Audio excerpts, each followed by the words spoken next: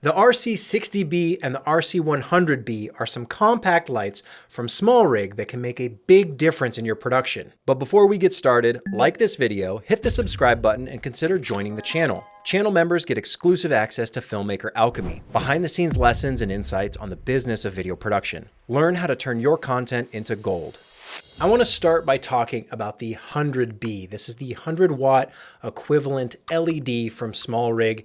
It's a COB or chip-on-board LED style light with a mini Bowens mount. And it's actually not a mini Bowens mount. It's a proprietary SmallRig mini Bowens mount on the front. And this works just like you would expect in terms of a bicolor LED light. But I want to start by talking about the 100B because there are some advantages and disadvantages to this model of this light.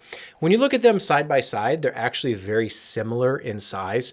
So overall compactness, the 60B does win. It is a little bit smaller, but not significantly so.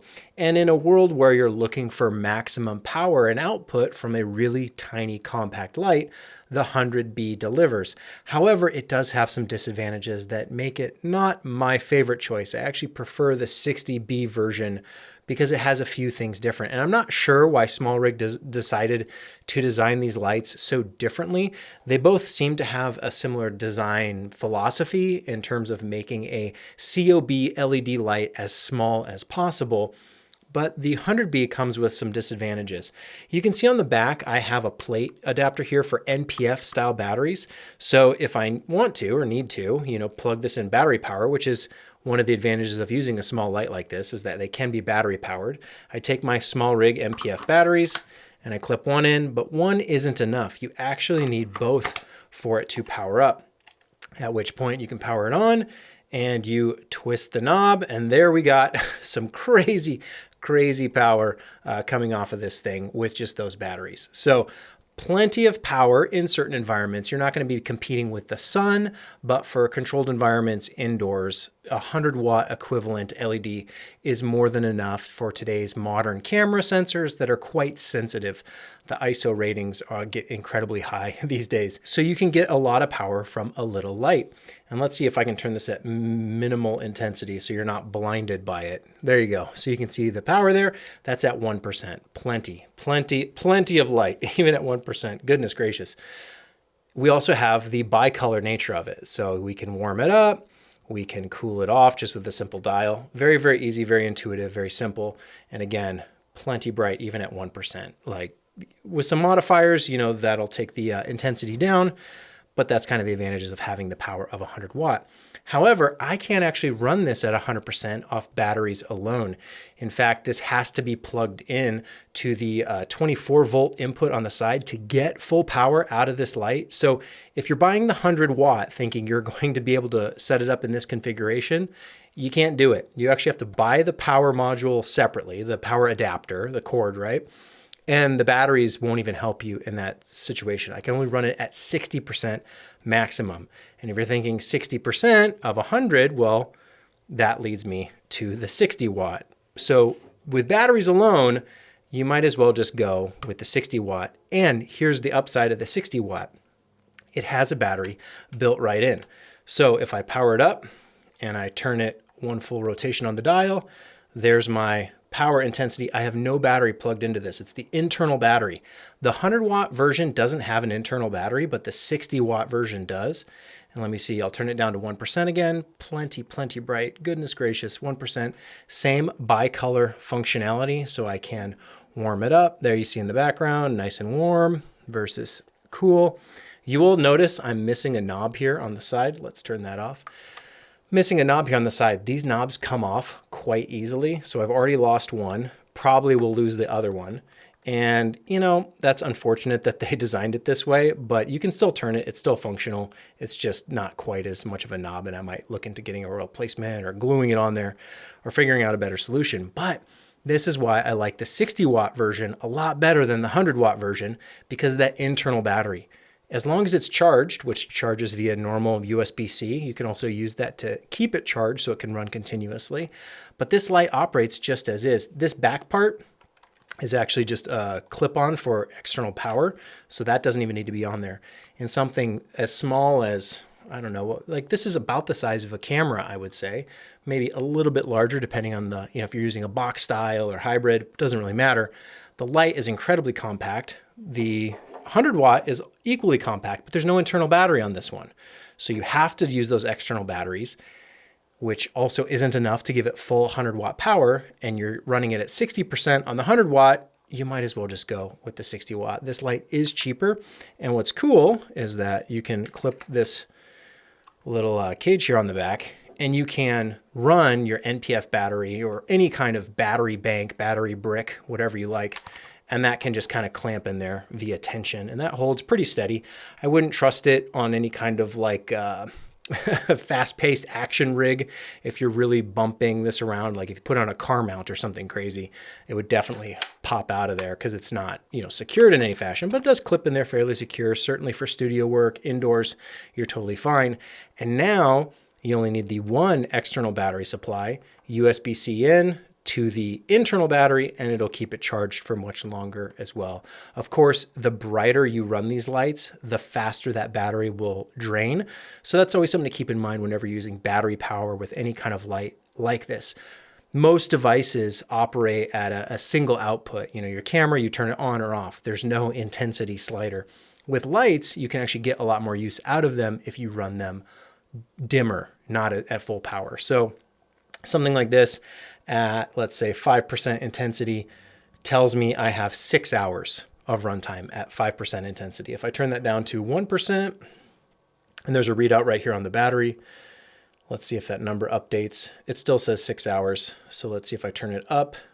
Now I'm getting some fluctuations, 3 hours at like 10%, 4 hours at 10%. And right now I'm not plugged into my external battery. So this is just off of that internal battery alone. If you were to run it at 5%, you could get 5 to 6 hours of runtime. If you turn it all the way up to 100%, you get about an hour of runtime is what it says here. I'm sure that depends on conditions like temperature in the room, etc. But I mean, it's plenty bright. Like, do you need, that's bare bulb. It's incredibly bright for modern production. It used to be back in the day that you needed big lights, you needed bright lights, you needed a lot of power. And you still do if you're competing with windows, with the sun, with daylight. Of course, that's super bright. But a lot of times you're indoors, you don't actually need that much intensity. The light in this room, I believe right now is at 6% for this configuration. This is the Amaran F22, FC22, whatever it's called. I always forget all the names. They're all just a bunch of letters and numbers at the end of the day. But the SmallRig lights, these ones, I do really recommend this 60 watt, the 60B version. There is actually an RGB version of this as well if you want to spend a little bit more.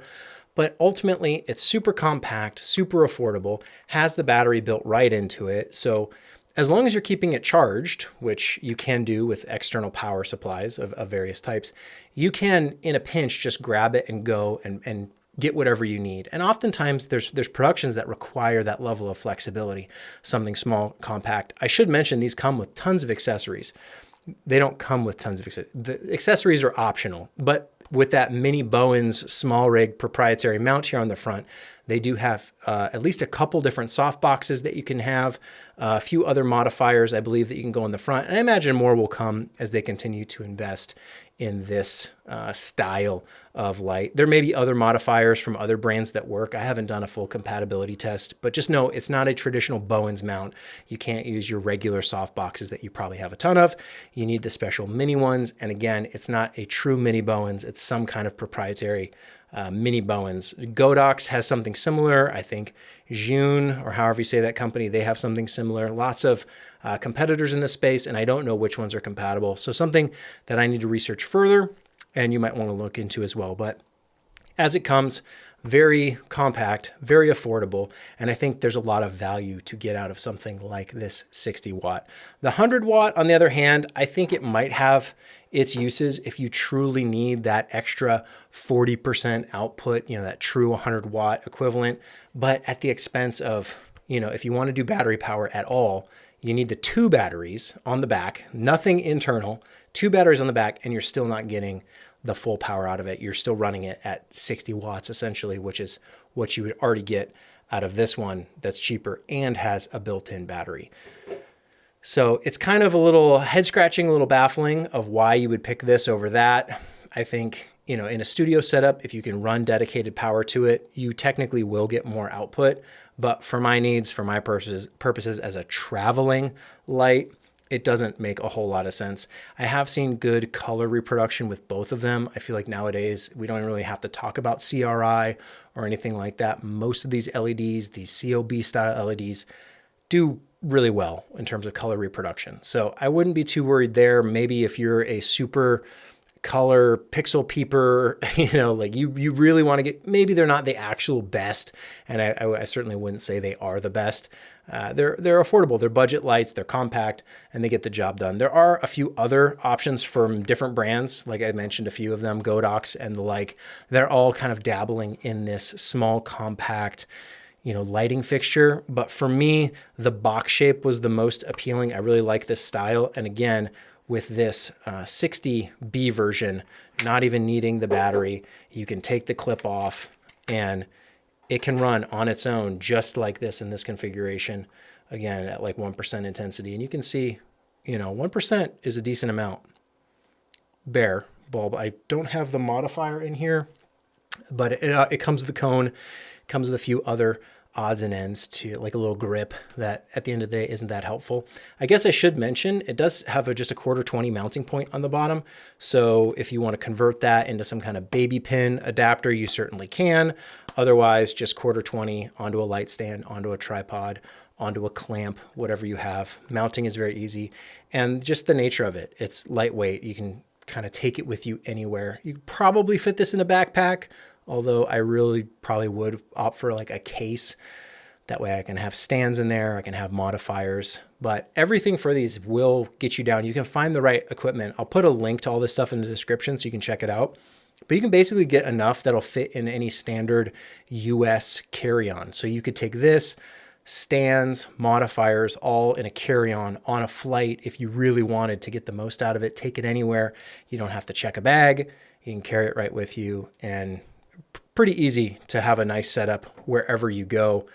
Again, for indoor purposes only. I wouldn't recommend using these outside or trying to compete with window daylight. It's just not going to happen. It's not going to be that much. It's not going to be that powerful. For that, you really want to go something with like the Aperture 600D, or what are they on now? The X, the B. I forget which, all the numbers and letters. But you know, the 600 or like even the 1200, I mean, that's an insanely powerful light. Pretty big, pretty bulky, hard to lug around, but the 600D strikes that balance, or something like the 300D Mark II, also very popular light, lots of use, something that I'm sure most of us are familiar with. And for me, that was the main kit for quite a while. And to be fair, it still is. It's still what I use time and time again. Mix in some Amaran lights if you want some cheaper alternatives for RGB or for bicolor, depending on your needs. But if you need something that can kind of go anywhere in a carry-on, that's where I started looking at these style lights. For the longest time, that wasn't even an option. Yes, there have been small little Aperture or Amaran MC lights, little puck lights, little tube lights you can bring with you, but nothing of this, you know, style light really that was available in recent years until now, where we can actually get, you know, something you put a modifier on and run a typical softbox out of something super, super tiny, and all of it can fit in a carry-on. I used to have to check those bags, right? Out of my hands, out of my control, and hope they get to the destination wherever I'm flying. Now I can keep it all in a carry-on right with me. And I don't know, if there's a good reason to have, it just flipped itself on. If there's a good reason that I'm overlooking for the 100 watt, I think you have a hard time steering me in this direction. It just doesn't make sense for me. But I really, really do like the 60 watt version. Very nice. And I'll probably pick up a few more just to have, you know, 2 or 3 of these in a carry-on, take them anywhere, do any kind of small scale production where you just need to pop up a little softbox. You need a little edge light. You need something to supplement the natural environment. There's plenty of productions that can benefit from that style of lighting. It's the type of production that historically I or you would probably say, I'm not even going to bring lights because it's not worth it. Those are the type of productions where you can actually bring lights now, because they fit right in a carry-on, small bag, super easy to set up, very simple to power because it's, again, all batteries. There's no generators or any crazy stuff you need to set up. It all just kind of works like you would want. And you sacrifice power, you sacrifice intensity, you sacrifice output. But like I was saying, today's cameras, they're so sensitive. You can run those ISOs higher, and you really don't need that much punch in a lot of these environments where, again, historically, you might have just opted for, I'm not even going to bring lights. I'm going to bring my cameras, I'm going to bring microphones, and that'll be sufficient. That'll get the job done. Well, now you have an option for lighting as well.